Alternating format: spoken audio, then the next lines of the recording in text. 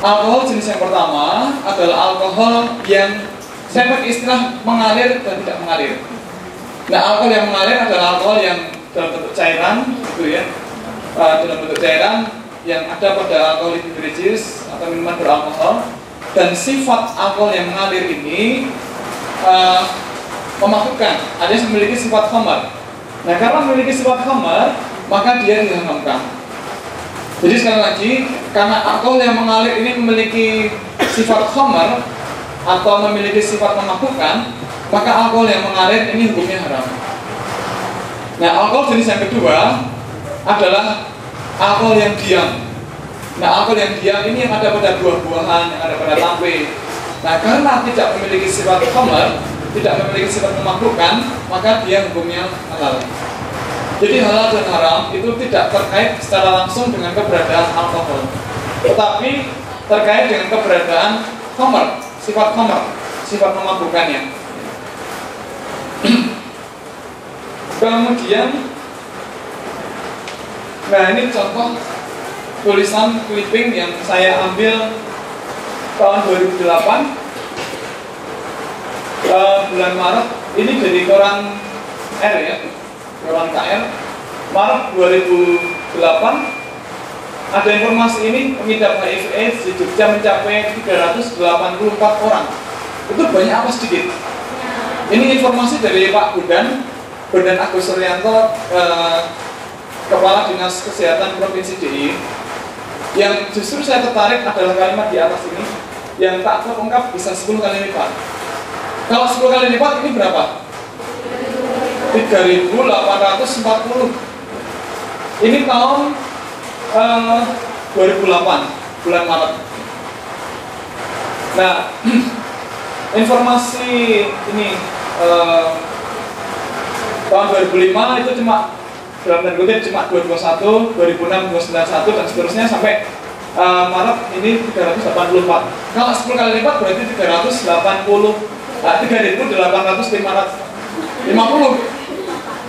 40 ya, krisis 10 nggak apa-apa. Itu banyak apa sedikit? Kira-kira itu ada di mana? Di Jogja kan? Jogja itu kan sama yang di Jogja. Jogja itu di mana kira-kira? Di mana? Mengapa bisa sebanyak itu? Jadi di mana kira-kira orang-orang ini berkumpul? Perkumpulannya di mana? Majelisnya di mana? Ini DIY ya, bukan hanya di kota, tapi termasuk 4 kabupaten yang lain. Kira-kira ngumpulnya di mana? Maaf, ini karena kita belajar, kita harus tahu ini, karena ini media dakwah kita. Ini ada di depan mata kita. Kira-kira di mana ini? Kira-kira di mana?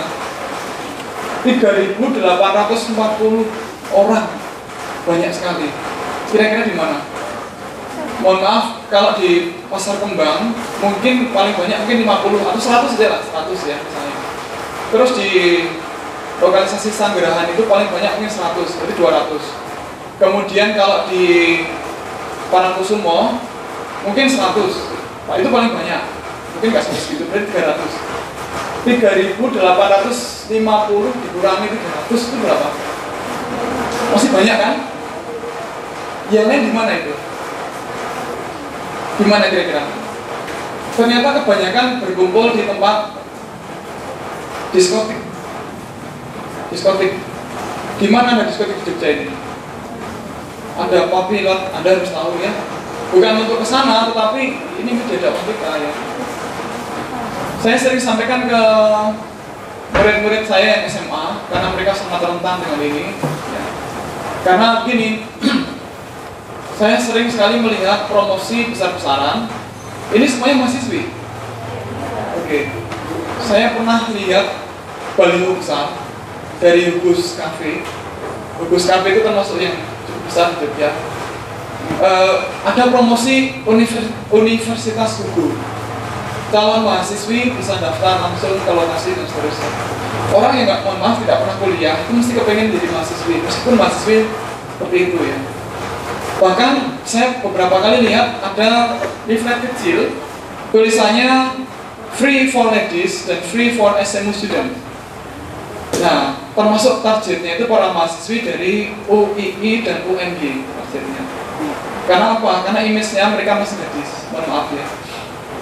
Nah, saya pernah berbincang dengan adik kelas saya yang kebetulan menjadi wartawan.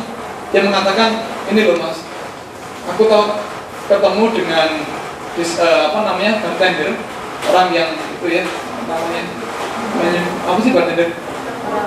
Yang lempar-lempar botol kecap itu. Iklan TV. Nah, katanya memang skenario-nya begitu. Mereka masuk gratis. Di anak SMA itu gratis, syaratnya harus menunjukkan kartu pelajar. Nah, masuknya gratis. Nanti di dalam mereka ngapain sih di dalam? Kajian ya. Atau hafalan al-maksurat. Ya minimal kan rokok itu pasti. Kemudian tarian-tarian kayak gitu ya.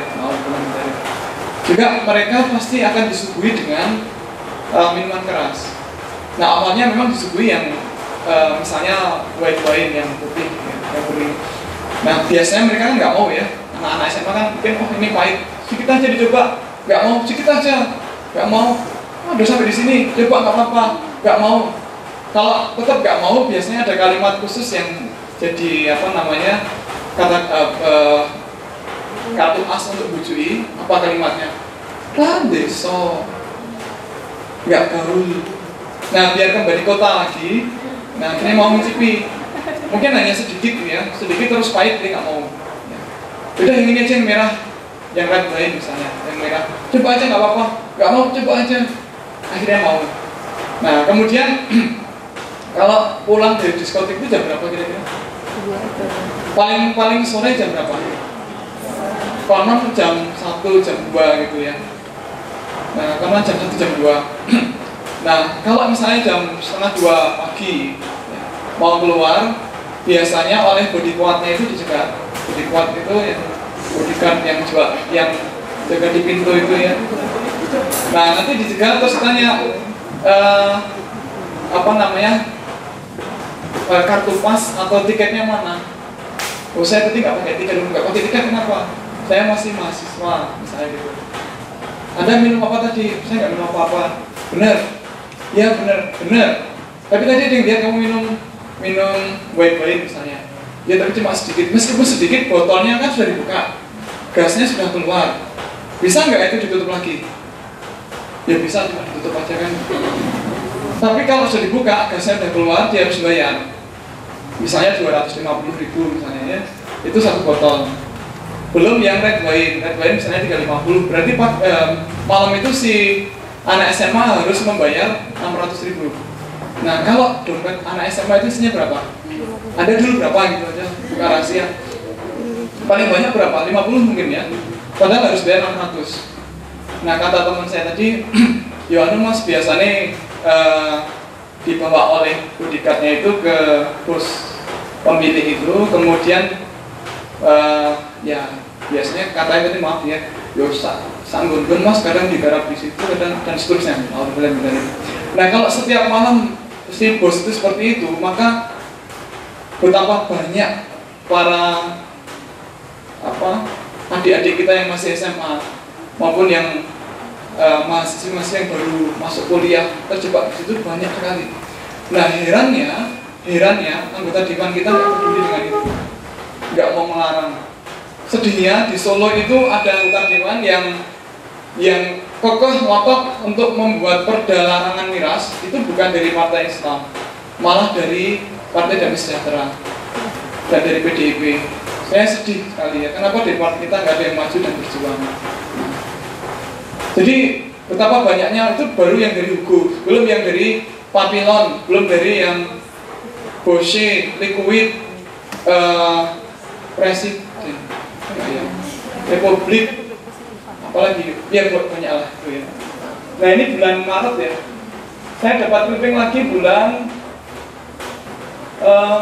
ini September 2008 meningkat jadi 565. Tadi berapa tadi?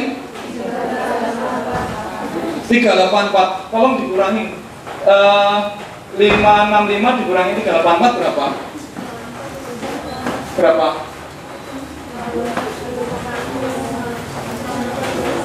181. berapa bulan? Maret ke September itu berapa bulan? 5 bulan, berarti per bulan naik berapa? 30. Sekarang tahun berapa ini? Kira-kira jadi berapa kira-kira ini? Karena sampai hari ini tidak ada larangan diskotik, tidak ada instruksi untuk menutup itu dan seterusnya. Termasuk memang suatu ketika, saya sering sampaikan ke murid-murid saya di SMA dan juga mahasiswa saya di UGM, tolong hati-hati kalau pacaran, karena memang ya kalau dakwah di sini nggak mungkin ya tolong kamu jangan pacaran, nggak mungkin, karena Anda otomatis saya kira tidak pacaran kecuali Anda menikah. Nah, kalau di masyarakat umum kan sangat heterogen ya. Nah, banyak di antara teman-teman Anda itu yang masih pacaran. Saya bilang ke mereka, tolong jaga betul kehormatanmu. Kalau pacarmu minta, tolong jangan diberi, kecuali kamu sudah menikah. Mengapa demikian? Ya. Selain ya kadang-kadang kalau itu nggak boleh, terus kemudian saya sampaikan ayat-ayat Quran itu nggak mempan ya. Tapi kalau saya katakan bahwa gini, kira-kira 4 tahun yang lalu ada kajian di Fakultas Peternakan yang isi kakak kelas saya di SMA 1, namanya Mas Iksan, Insinyur Muhammad Iksan, dosen UMY. Dia cerita bahwa beliau juga menjadi pembina kerohanian yang berusaha mengentaskan para WTS di Pasar Kembang. Jadi pelan-pelan banget dibina, kemudian coba dilintaskan. Nah, satu malam karena jadwal kajian rutin ya, dia masuk ke lokalisasi di sana, di jalan itu digoda sama mbak-mbak. Nah, waktu helmnya dibuka, oh maaf Pak Ustadz. Nah kan basa-basi gimana mbak kabarnya? Baik Pak Ustadz, tapi sekarang sepi. Kok sepi? Kapan kalau rame? Ya kalau hari biasa rame, tapi kalau baru semesteran itu sepi katanya. Berarti konsumennya sebagian besar dalam mahasiswa. Itulah. Hanya dengan uang 25.000 sampai 50.000 bisa dapat penyakit dengan gampang. Maka mohon maaf, teman-teman Anda yang putri yang punya pacar kemudian melakukan itu, gampang sekali mereka kena. Mau dibilang kembali. Nah ini ada di depan mata kita. Oleh karena itu harapan saya ini jadi salah satu hal yang harus kita pikirkan. Ya kalau orang sudah misalnya di diskotik mabuk misalnya, dia nggak bisa lagi mengendalikan dirinya. Bahkan orang mabuk itu kalau betul-betul mabuk ya, di apa-apakan tuh nggak bisa mengalah ya. Bahkan ya kemarin ada teman saya yang cerita lucu ya, ketika masih di Glasgow, teman itu cerita bahwa wah paling gregetan itu kalau kita baru naik bus, terus bus kita itu dicegat oleh orang yang mabuk ya. Dia mau naik bus, melangkahkan kaki masuk ke bus itu nggak bisa. Jadi kalau orang mabuk beneran itu melangkahkan kaki mau masuk ke bus, langkah kaki itu nggak bisa. Bahkan buka pintu biasa saja itu nggak bisa. Itu kalau betul-betul mabuk. Apalagi kalau ada di diskotik, wah udah nggak bisa apa-apa dia. Nah, jadi hal yang semacam ini itu sangat banyak di Yogyakarta. Ya saya katakan saya foto ini. Nah, mungkin ini kecelakaan di lereng Gunung Lawu. Pernah ke Tawangmangu? Jalannya halus kan? Jalannya halus tapi tidak lurus, tidak belok. Nah, kalau driver itu mabuk, harusnya belok malah lurus, atau harusnya lurus malah belok, harusnya ngerem malah ngegas. Ya akhirnya ini kendaraannya jadi terbang. Nah kalau semacam ini mau dibuat dari, saya mau nanya ke Anda sekalian, kalau Anda naik angkutan umum, terus Anda merasakan ini kok aneh, laju kendaraan kok aneh, seperti tidak stabil, nyedal-nyedal dan supirnya itu seperti mabuk. Kalau Anda tahu supirnya kayak mabuk, kemudian pikirannya, kepalanya atau pandangannya aneh-aneh, kalau Anda gimana? Yakin? Nggak eman-eman uang 2000? Karena ya teorinya Anda turun ya, teorinya. Prakteknya kadang-kadang eman-eman uang 2000. Jadi harga nyawa kita itu cuma 2000. Nah, tolong Anda jangan sayang dengan uang 2000, taruhannya nyawa. Di Jakarta berkali-kali kecelakaan, ya berkali-kali gara-gara sebenarnya mabuk. Nah, ada beberapa video pendek juga ya. Kemarin kita belum dilihat ya. Kalau orang mabuk, akalnya tertutup, kemudian dia tidak bisa membedakan baik buruk, dia tidak bisa berpikir lagi ya. Contohnya ini semoga bisa ditayangkan. Oke.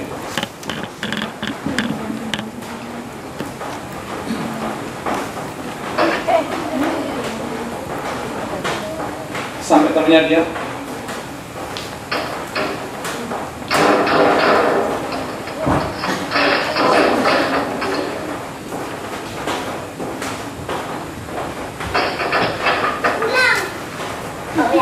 Pertanyaan saya, apa sih kesalahan komputer?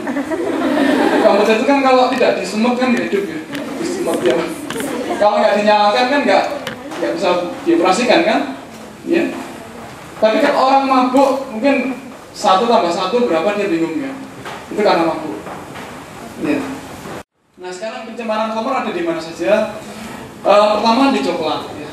Ada nanti kalau ada kesempatan studi atau menemani suami atau ada yang studi di luar negeri atau dapat undangan untuk ngasih kajian di luar negeri misalnya, atau ada tugas di luar negeri, misalnya pas mau pulang cari oleh-oleh yang paling murah dan paling ringan itu adalah coklat ya. Karena coklat itu kan ringan ya dan sangat berharga. Kalau Anda pulang bawa kompor atau kulkas itu ya berat overweight nanti. Nah, tetapi kalau milih coklat, Anda harus hati-hati karena di luar negeri itu banyak sekali coklat yang tidak halal. Nah, paling sering kita lihat coklat yang mengandung khamr. Contohnya yang menggunakan alkohol. Jadi di ingredients itu jelas sekali ditulis ada whisky, ada wine, ada brandy, scotch, kirsch, liquor dan lain-lainnya. Banyak itu. Nah, kalau beli coklat harus lihat ini. Nah, misalnya Anda pulang Terminal 2F Cengkareng, itu ada toko keris, tapi nggak jualan senjata itu enggak. Itu nama tokonya saja ya. Nah, di sana dijual berbagai macam coklat luar negeri. Jadi kalau orang nggak sempat beli di sana, beli di tanah air gitu ya.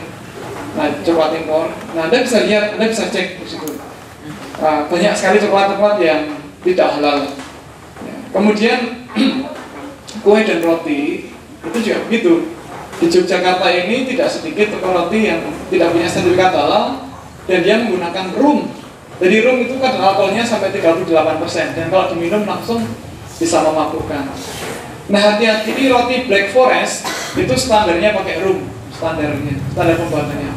Roti Black Forest, kemudian roti sus flanya itu sering pakai rum. Rum itu dipakai agar adonan itu tercampur dengan baik karena alkohol tinggi. Kadang dia membawa atau mengikat flavor, aroma, dan dia membuat adonan itu menjadi awet. Nah, Black Forest, kemudian Susfla, kalau diberi rum, dia akan tahan lebih lama. Kemudian cake itu seperti roti tart, itu sering juga pakai rum. Maka kalau membeli roti, ya sebaiknya Anda buat sendiri. Kalau nggak bisa, maksudnya nggak sempat gitu ya, nggak sempat belajar maksudnya. Pengen beli ya, beli saja di toko roti yang punya sertifikat halal, insya Allah lebih aman. Kemudian ini contoh rum toffee itu yang terkenal ya, dipakai di. Saya foto ini di toko roti Dika ya, waktu kita audit waktu itu.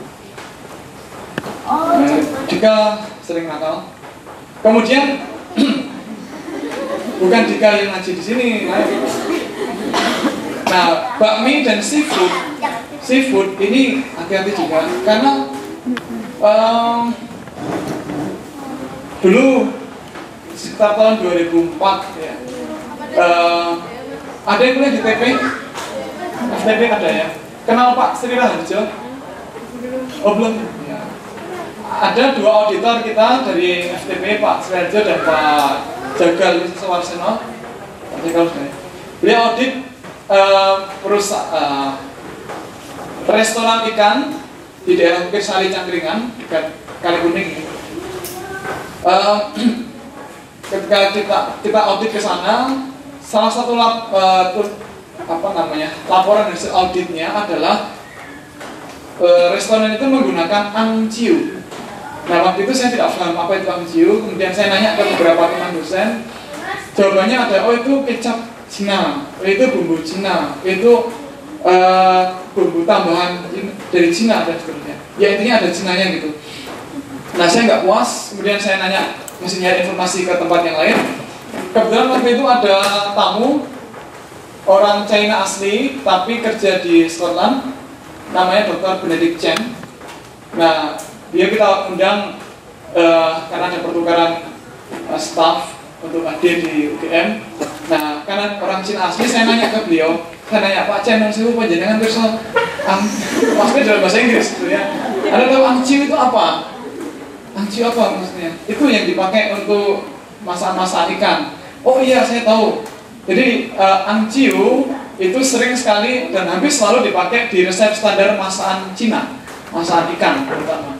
Fungsinya ada dua. Pertama, menghilangkan bau amis ikan. Jadi angciu itu fungsinya pertama menghilangkan bau amis ikan. Yang kedua, mempertahankan aroma ikannya. Kan tidak asik ya makan ikan kok aromanya kok aneh. Ikan tapi aromanya ketela itu kan bau. Ya. Nah oh gitu. Nah biasanya kata beliau, angciu itu dipakai bareng dengan rajangan ginger, jahe. Nah terus saya nanya lah, angciu ini kamu apa? Angciu itu apa?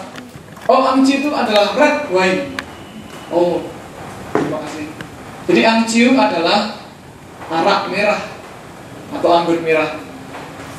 Nah kemudian selang beberapa bulan berikutnya ada teman Mas Didi dari Hidayatullah datang ke kantor saya, terus kita ngobrol gitu. Jadi dia pengen nulis tentang arak-arakan gitu. Arak-arakan supporter SCM. Nah terus info kita cari, kita observe dan seterusnya. Ternyata tidak hanya angciu yang dipakai di masakan seafood, ternyata ada pengciu. Kalau angciu apa?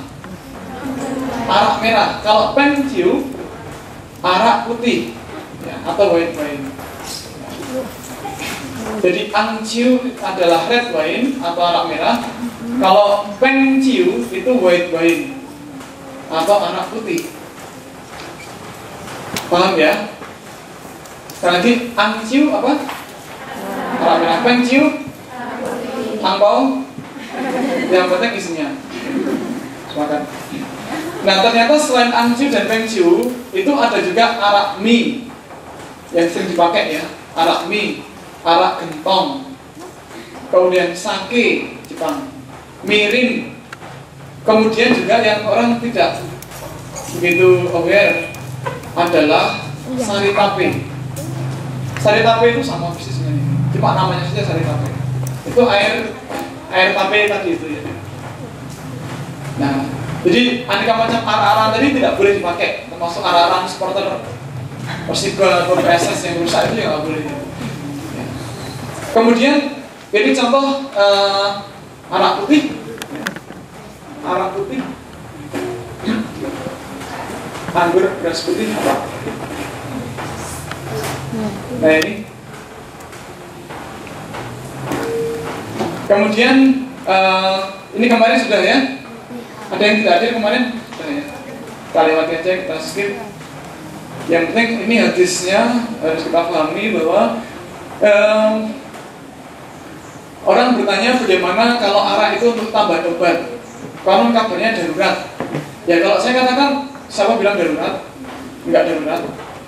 Anda kalau sakit batuk pilek tidak minum obat pilek, apakah kemudian meninggal? Tidak kan? Berarti tidak darurat. Dan ada obat yang lain yang bisa mensubstitusi jeruk kicap ya, atau madu plus kunyit itu bisa. Jadi tidak darurat. Nah ini hadis ini sangat penting ya. Dari Tariq bin Suwaid. Dan Nabi menegaskan bahwa khamar itu bukan obat tapi penyakit. Nah ini harus kita underline ya.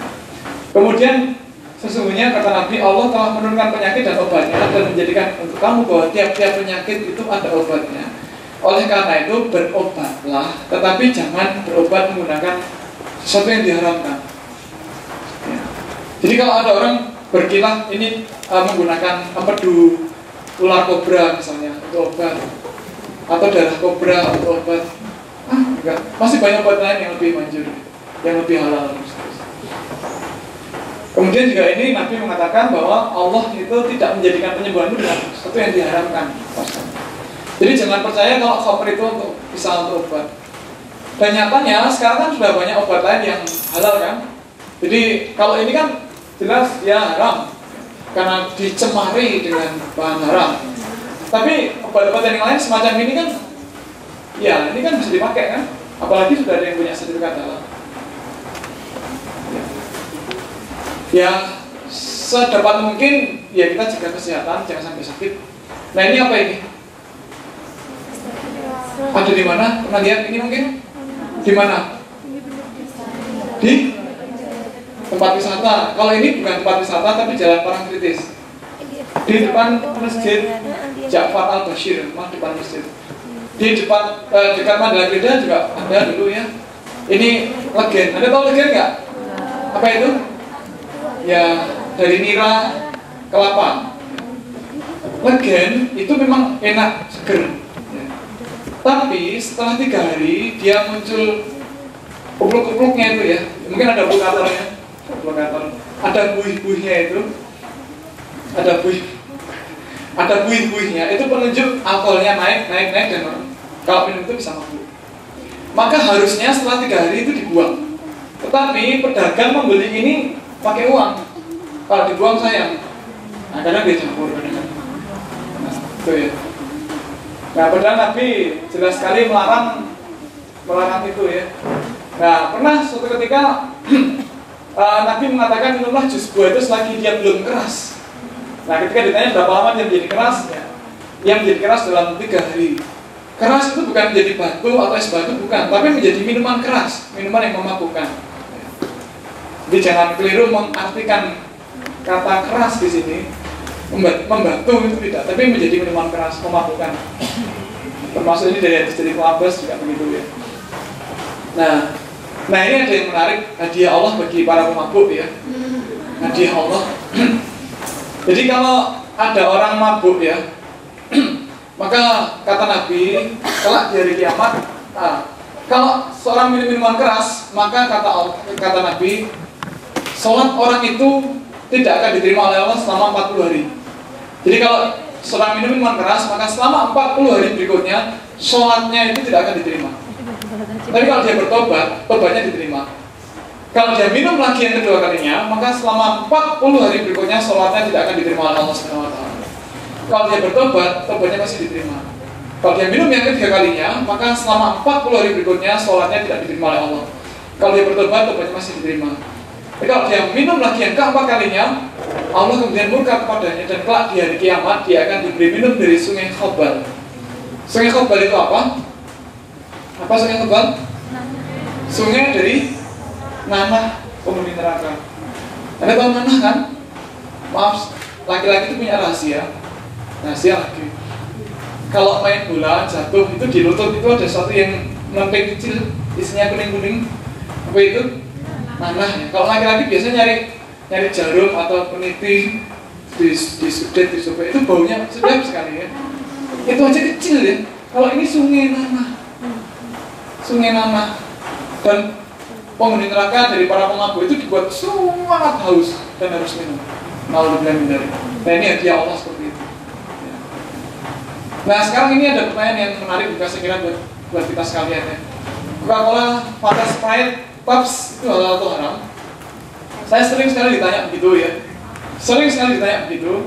Nah maka saya mengatakan bahwa LPPOM MUI Pusat sudah mengaudit produk ini berulang kali setiap 2 tahun. Dan LPPOM MUI Pusat tidak menemukan bahan haram pada Coca-Cola, Fanta, Sprite, Pabst buatan PT Coca-Cola International. Tetapi saya sampaikan ke para penanya, tetapi saya sekeluarga sudah lama sekali ya, mungkin 15 tahun tidak minum ini, mungkin lebih. Mengapa? Karena selalu kalau mau minum itu kita ingat saudara kita di Palestina, di Lebanon, dan di negara-negara Muslim dibantai oleh orang-orang Zionis Israel, dan bantainya itu bukan ditampoi tapi ditembak dengan, dan senjata yang dipakai itu ternyata beli atau bahan bakunya beli. Nah, uangnya itu ternyata sebagian dari penjualan Coca-Cola. Sepertiga keuntungannya. Perdana Menteri Ariel Sharon, sekarang senang sekali Ariel Sharon ya. Anda lihat videonya nggak di YouTube? Senang sekali dia. Kenapa senang? Dia nggak perlu repot bekerja lagi, tinggal tiduran aja. Jadi dia sekarang itu lumpuh total. Dia nggak bisa apa-apa ya. Makanannya disuplai lewat infus. Tangannya nggak bisa digerakkan, hanya jarinya aja dikit-dikit itu. Anda coba bayangkan kalau Anda nggak bisa bergerak, terus punggung ini ada semut jalan-jalan di sini, atau mungkin ada 5 semut merapat di sini, rasanya gimana? Anda mau garuk itu nggak bisa, tolong ukur K itu gimana caranya ngomong, mulut terkunci, itu tersiksa luar biasa Ariel Sharon. Belum lagi kalau dia kedinginan, malah perawatnya karena perawatnya panas ya, semua AC-nya diturunkan lagi, suhunya semakin dingin lagi. Jadi dia senang sekali. Nah, Ariel Sharon ketika masih berkuasa, dia memberi penghargaan pada PT Coca-Cola International karena PT Coca-Cola itu sepertiga keuntungannya untuk gerakan Zionis. Tetapi, mohon maaf, kalau saya sampaikan itu, orang-orang mengatakan bahwa berarti Anda tidak minum itu karena alasan pribadi atau sentimen agama atau sentimen politik. Oke, kalau Anda nggak bisa menerima alasan itu, saya izinkan saya menyampaikan alasan medis. Ada yang dari kedokteran? Banyak ya. Oke. Ternyata kebiasaan orang minum Coca-Cola, Fanta, Sprite dan minuman berkarbonasi ini ya, itu membuat atau menstimulasi penyakit diabetes. Ya. Saya tidak tahu detailnya bagaimana mekanismenya. Mungkin ada suatu senyawa yang dia merusak sistem kelenjar pada keluaran Hans di pankreas, sehingga kemudian insulin tidak bisa diproduksi dalam jumlah cukup. Ya. Maka orangnya lebih mudah menderita diabetes. Dan saya sering ketemu penderita diabetes yang mengaku bahwa dulu biasa minum Coca-Cola, Fanta, Sprite. Kedua, ini kan minuman berkarbonasi. Anda kenal yang namanya karbonat, itu sangat stabil manakala dia berkaitan dengan kalsium. Ada pada cangkang hewan-hewan laut, ya, kerang, gitu ya. Itu sangat keras. Tetapi manakala karbonat itu terpisah dari kalsium, dia sangat labil. Nah, ketika kita minum di dalam tubuh kita, dia akan mencari teman yang dia nantikan. Siapa dia? Kalsium. Dari mana? Tulang kita. Tulang kita akan di-remove kalsiumnya setiap hari, setiap kita minum ini ya. Nah, kalau kalsium yang mesti menguatkan tulang malah di-remove dari tulang kita, maka tulang kita menjadi keropos. Apalagi kita tahu imbangan kalsium fosfor itu kan 2:1. Nah, kalau kalsium ketarik, fosfornya akan keluar juga. Dan semakin tinggi kadar kalsium yang ketarik keluar dan ikut terbawa oleh darah, maka kerja ginjal jadi sangat berat. Apalagi kalau kadar kalsium pada darah sangat tinggi, akan terjadi kadar fosfor di darah sangat tinggi, maka akan terjadi kristalisasi fosfor pada ginjal. Ya. Nah, oleh karena itu ada satu lagi. Saya pernah baca satu informasi ilmiah bahwa rambut beruban adalah tanda-tanda kekeroposan tulang. Nah, teman saya ada, jadi teman saya itu rambutnya putih sekali, padahal usianya hanya selisih 2-3 tahun, 3-4 tahun di atas saya. Nah, dia pernah sakit ginjal dan waktu berobat ke dokter kaget karena ditanya dokter, Anda setiap hari minum Coca-Cola, Fanta, atau Sprite berapa botol? Atau pernahkah Anda minum itu? Jawabannya ya pernah, paling nggak sehari ya 1 botol gitu ya. Coba kalau Anda habis minum itu, urin Anda ditampung, kemudian dicek di laboratorium, cek kadar kalsiumnya, pasti tinggi kalsium pada urin. Nah, oleh karena itu, intinya adalah apabila Anda itu kepengen diabetes, atau kepengen banget sakit ginjal, atau kepengen sekali osteoporosis, atau kepengen pengubahan dini, maka sering-seringlah minum Coca-Cola, Fanta, Sprite. Sekali lagi kalau kita dilarang kan malah nekat ya, tapi kalau disuruh malah nggak mau. Nah ini, hati-hati.